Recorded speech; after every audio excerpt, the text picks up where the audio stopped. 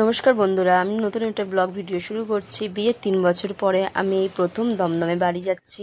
দমদমে আর দেশের বাড়ি আছে আমাদের। আমি দেশের বাড়িতে বিয়ের পরে গেছি, কিন্তু দমদমে আর যাওয়া সম্ভব হয়নি।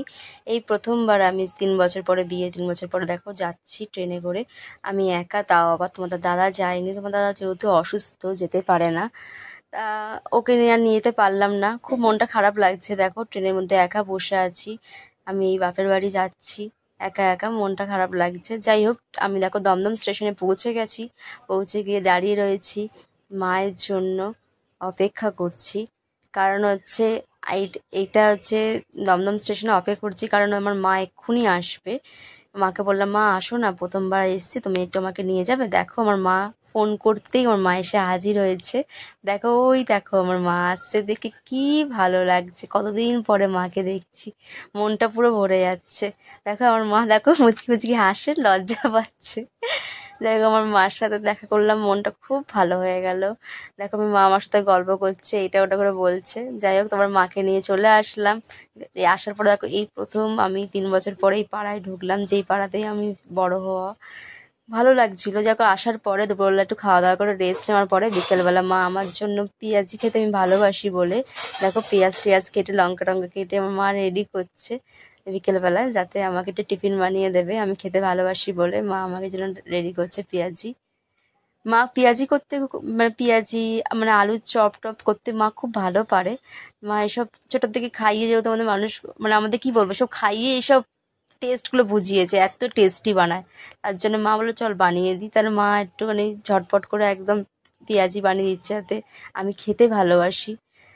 যাই হোক, মা বানাচ্ছে, মা খুব ভালো বানায়। দেখো পেঁয়াজিগুলো তেলে ছেড়ে দিয়েছে, তেল গরম হওয়ার পরে গরম গরম পেঁয়াজি ভাজা হচ্ছে। ইয়াম্মি হবে, পুরো টেস্টি হবে খেতে, দেখেই লোভ আসছে।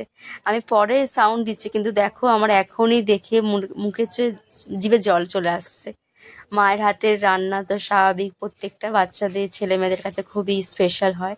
সেরকম আমার মায়ের রান্না বান্নাও আমার কাছে খুবই স্পেশাল। তা আবার এতদিন পরে যখন খাওয়া হয়, তা স্বাভাবিক সেগুলো তো ভালো লাগেই। যাই হোক, দেখো মা পেঁয়াজি ভাজছে পুরো লাল লাল করে, মুচমুচে। আমার মা যে পেঁয়াজি করে পুরো লাল লালে মুচমুচে, আর খুব খেতে খুব হয়, মুচমুচে হয়, নরম হয় না।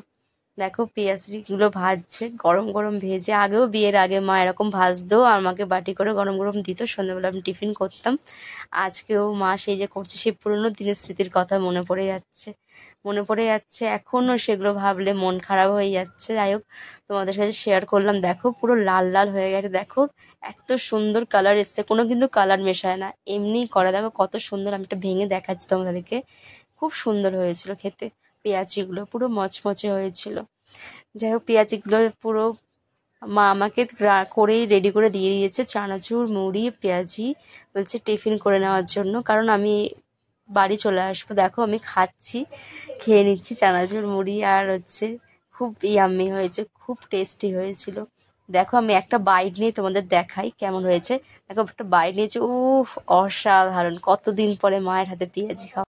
সন্ধেবেলায় এরকম টিফিনে মুড়ি চানাচুর গরম গরম পেঁয়াজি খেতে কারা ভালোবাসো?